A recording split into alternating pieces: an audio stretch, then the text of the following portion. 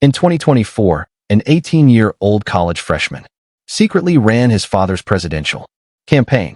He never gave a speech, never appeared at rallies, but Barron Trump flipped 4 million votes using TikTok, Twitch, and a gold Cybertruck. While campaign managers spent $280 million on TV ads, Barron hired his NYU classmates to make memes. This is the story of how the quietest Trump became the most powerful one. It all started on March 20th, 2006 inside a private room at NewYork-Presbyterian Hospital.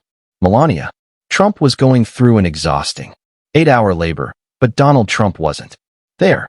He had planned not to be. While most fathers waited nervously outside or stood beside their partner, Trump was in the hospital's executive lounge talking business on the phone. One hospital staff member said he told his team it would be easier for everyone if he stayed out of the way.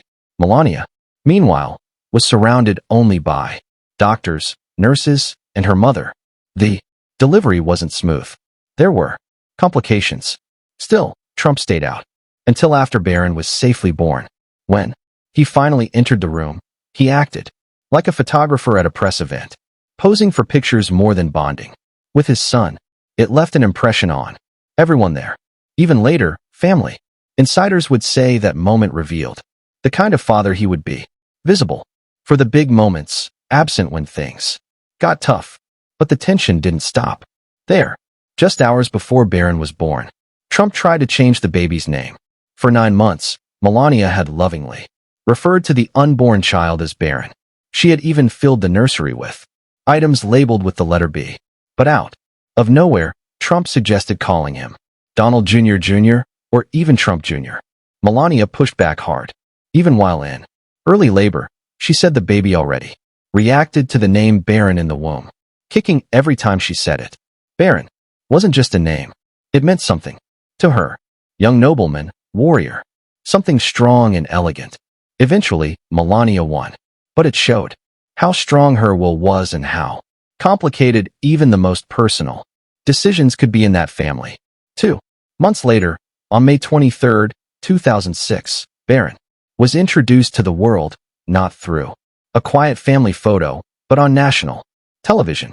He appeared on the Oprah Winfrey Show, one of the youngest children ever to do so. This wasn't a casual visit. It was carefully planned. Trump's media team had arranged everything. Oprah held the baby while the show discussed Trump's empire. But the baby wasn't just there for a moment of warmth. He was part of a brand move.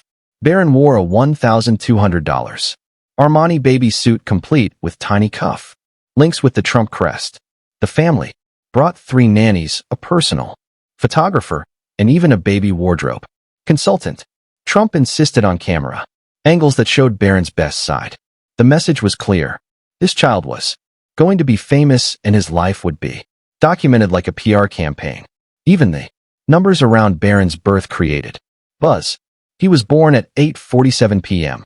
He weighed 8 pounds 80888. In Chinese numerology, 8 is the symbol for wealth and endless success. Trump reportedly became obsessed with those numbers. Some believed it was a sign Barron was destined for greatness. His birthday also fell on the spring equinox when day and night are perfectly balanced. People who believed in signs and meanings said this couldn't be a coincidence. Melania, with her European roots and love for astrology, was rumored to have planned her pregnancy around these ideas. She even followed strict routines trying to influence the timing and weight of the birth. The result, a rare sequence of numbers that people would later call a power code. But it wasn't just numbers that caught attention. From the moment Barron was born, Melania started calling him Little Donald. Nurses said the newborn had a strong, intense gaze, like he was sizing people up. He didn't cry like other babies, either. His crying came in sharp bursts followed by long, loud sounds, much like the rhythm of Trump's speeches. By 6 weeks, Barron had a signature scowl just like his father's, with tight lips and a wrinkled brow. He liked mirrors. He liked gold. He fussed when ignored. It was like watching a tiny version of the man himself. Even Trump joked that Barron was his genetic masterpiece. Family members said it wasn't just about looks. It was behavior, too. He wanted to be the center of attention. He had presence. Even as a baby, his presence extended to his living space. While most kids have a bedroom, Barron had a kingdom. The entire 58th floor of Trump Tower, over 10,000 square feet, was redesigned just for him. Gold-plated everything. Italian marble, views of Central Park that most billionaires dream about. The renovation cost $25 million. His bed had Egyptian cotton sheets that cost $2,000 per set. He had themed rooms, a basketball court, a tech center with the latest games, and even a private movie theater. This wasn't just comfort. It was a world built just for him, a place where regular childhood didn't exist. And then there were the walls. In 2012, when Barron was 6, Melania gave him permission to draw on them. Not just a wall or two. 3 full playrooms were transformed with washable artist-grade wall panels. Each room cost $50,000 to prepare. She even hired photographers to document his wall art over the years.